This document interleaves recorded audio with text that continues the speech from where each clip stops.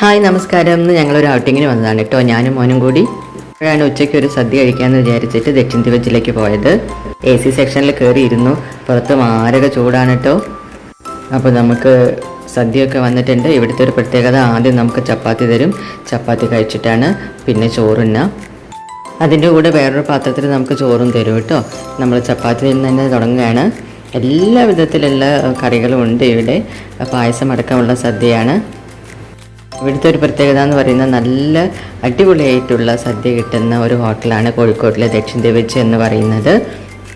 വെജിറ്റേറിയൻസിന് പറ്റിയൊരു ഹോട്ടലാണ് കേട്ടോ. ഞങ്ങൾ വെജിറ്റേറിയൻസ് ഒന്നും അല്ല, അല്ലെങ്കിലും നമുക്കൊരു സദ്യ കഴിക്കണമെന്ന് തോന്നുമ്പോൾ വന്ന് കയറാൻ പറ്റുന്ന അടിപൊളിയായിട്ടുള്ള സ്ഥലമാണ് ദക്ഷിൺ ദിവജ്. അങ്ങനെ ഞങ്ങൾ ചോറിലേക്ക് കടന്നിരിക്കുകയാണ്. നമ്മുടെ നൊസ്റ്റാൾജിക്കായ തൈരുമുളക് വറുത്തത് ഇപ്പോഴും കൊടുക്കുന്ന ഒരു ഹോട്ടൽ ദക്ഷിൺ ദിവജാണ് കേട്ടോ. ഞങ്ങൾ ഭക്ഷണം കഴിച്ച് തിരിച്ചു പോവുകയാണ്. അടുത്ത വീഡിയോയിൽ വീണ്ടും കാണാം.